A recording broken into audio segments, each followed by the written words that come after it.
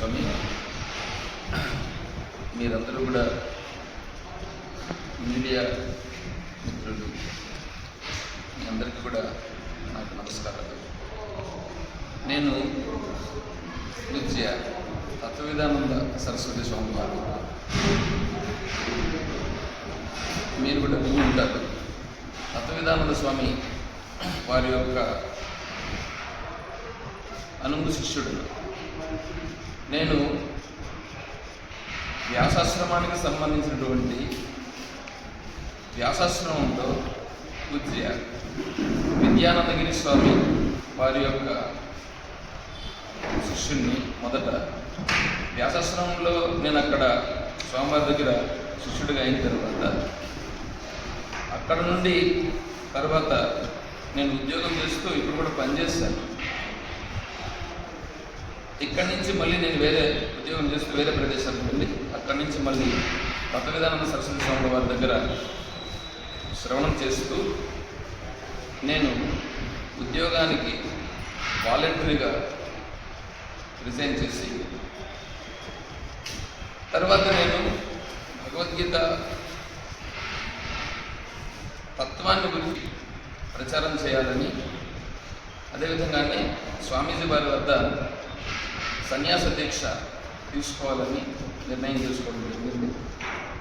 తత్వవిధానంద స్వామి వారు ప్రస్తుతానికి వారు అమెరికాలో ఉన్నారు. వారు వచ్చిన తర్వాత దీక్ష కూడా ఇస్తామన్నారు. సరే, ఇప్పుడు ప్రస్తుతానికి వారి యొక్క అనుమతితో ఇప్పుడు కుప్పంలో సుజ్ఞానంద ఆశ్రమం నందు ఇక్కడ వారు సెలవిచ్చిన కారణంగా ఇక్కడ ఉంటున్నాం.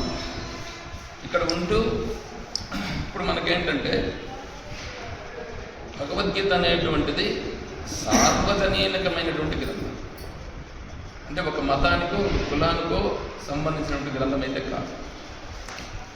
భగవద్గీతను ఎప్పుడైతే మనం అర్థం చేసుకుంటామో, భగవద్గీతలో ఉన్నటువంటి సారాంశం ప్రకారము ఎప్పుడైతే మనం దాన్ని స్వీకరించినప్పుడు శాంతియుతంగా మనం ఎలా ఉండాలి ఒకటోది.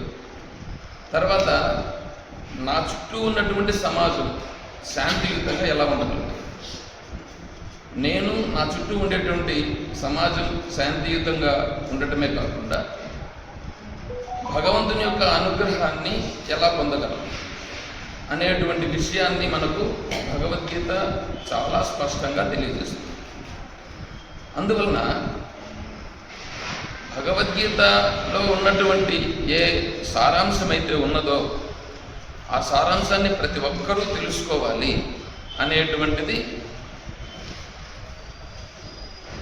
స్వామీజీ యొక్క ప్రవచనాల్లో బాగా గ్రహించినటువంటి అంశం.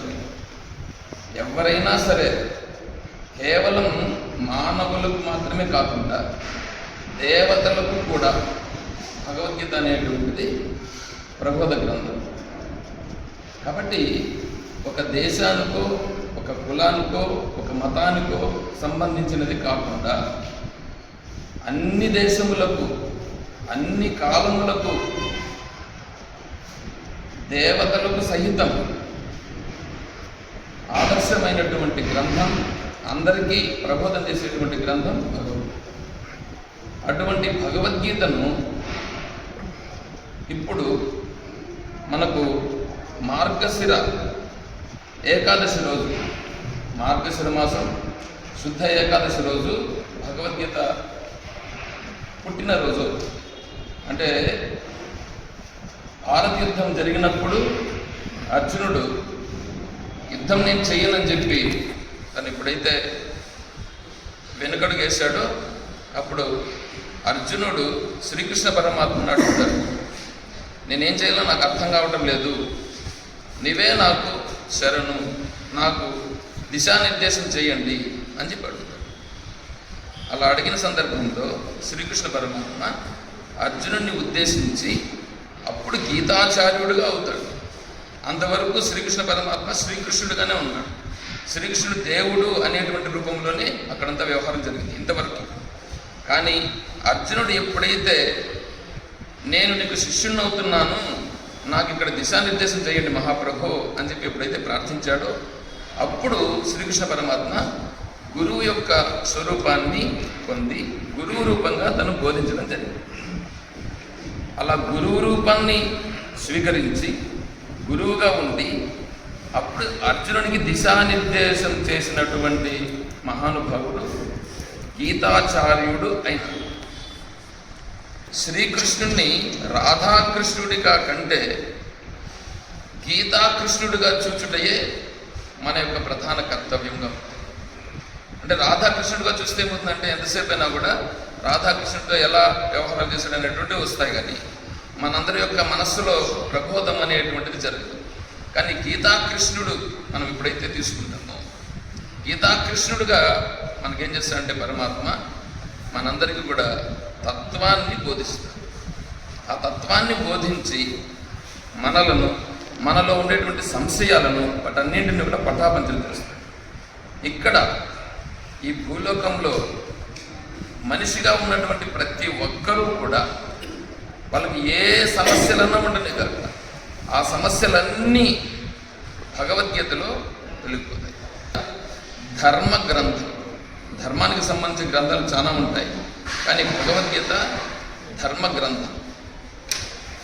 భగవద్గీతలో ధర్మక్షేత్రేతో మొదలవుతుంది, చివరికి వచ్చేటప్పటికి ఎత్ర యోగేశ్వర కృష్ణ ఎత్ర పార్థో ధనుర్ధర తత్ర శ్రీ విజయోద్భూతి ధ్రువ నీతిర్మతిర్మమ అని మాతో ముగింపు వస్తుంది. అంటే ధర్మ, భగవద్గీత అనేటువంటిది ధర్మ గ్రంథం.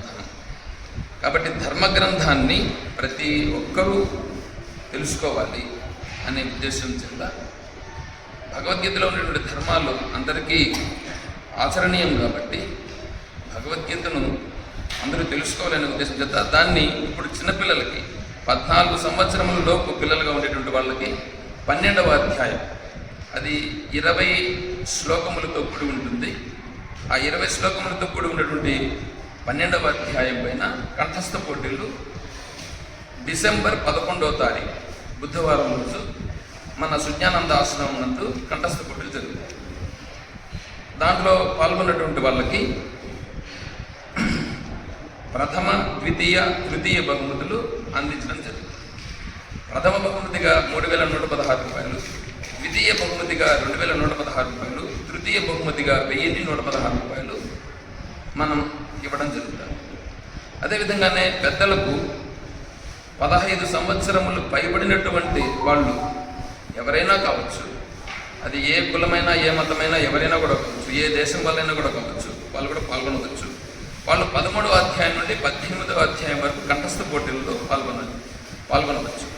అందులో ప్రథమ బహుమతి 5,116 రూపాయలు, ద్వితీయ బహుమతి 2,516, తృతీయ బహుమతి 1,116 రూపాయలు.